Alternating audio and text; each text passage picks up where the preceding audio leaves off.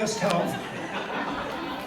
And then, of course, the fun of the show and everything and the wonderful audiences came round and it was all forgotten, but there were such wonderful times. It's great to be part of this privilege and to pay tribute to me, and I'm very, very grateful for this 44 years I've spent as a barker, about 43 of them as an officer. I think I was co-opted onto the crew as soon as I joined Variety. And I think I did every job there was. And it's not only paying tribute to me, I think we all want to pay tribute to all those wonderful 44, certainly in the years I was in the Variety Club, chief barkers that we had, and all the marvellous, the way they drove the Variety Club and created it and evolved it over the years to what it is now, and to the Lapidus family, what a tremendous family they were, and how many times they were chief barkers.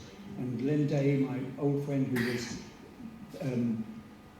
tote dough guy for more years than I can remember, working with Chris Robin was great over the last 5 or 6 years when we got all the major names for the cabarets, and especially to Barbie, who reinvented the Variety Club Ball a few years before that to bring it back to what it is and what we have today. And it's thank you, yes, to Barbie, thank you. And it's wonderful to be here.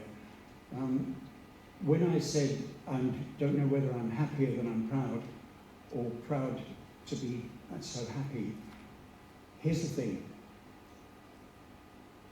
In March 2013, I was in the Isle of Man with Jill, my beautiful partner of 9 years since Peggy died, and had a very severe chest infection. And she said, this is not good enough, we're going to see my doctor. We went to see him and he said, well, we'll just do some x-rays and take a blood test just to be sure. And the next morning he phoned and said, you've got a very rare, aggressive and unknown cancer, and we want to examine you. We're sending an ambulance. And as he was speaking, the ambulance came up the drive. I was taken to hospital. And they gave me a month to live because they couldn't recognize the cancer I have. And they said, because we can't recognize it, there is no cure, and we can only give you, at best, a month. And I was sitting in the hospital in the Isle of Man for 2 weeks. And Jill said, we're not having this. And she found me a wonderful specialist at the Harley Street ward of Queen's Hospital in London, who said, I'm going to take on your case. It felt like being on Britain's Got Talent, having a mentor. And she said, there is no cure, but you're going to take the medication that I'm going to compose for you. That was 22 months ago, and I'm still here, and I can't tell you when I said,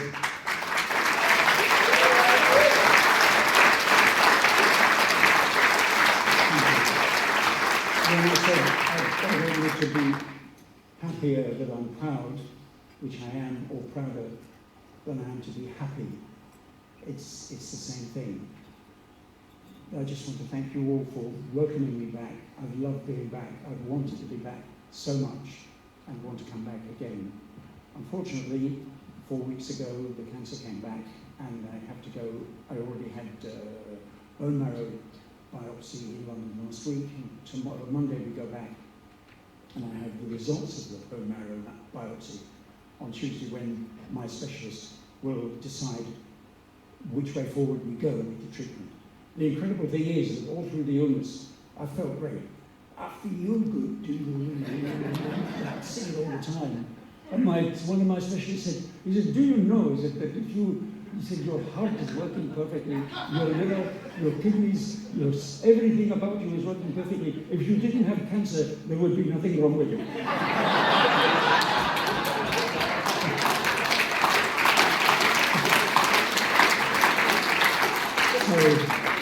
So that's the story I'm living with. It's been wonderful to be back here with you.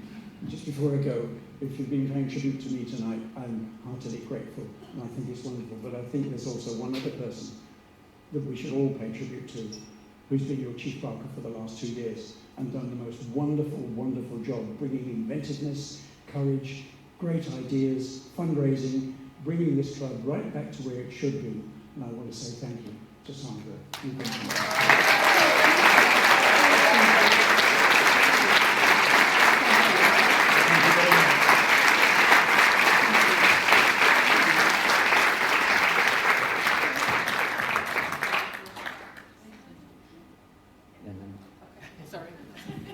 Dick, Sandra, thank you very much.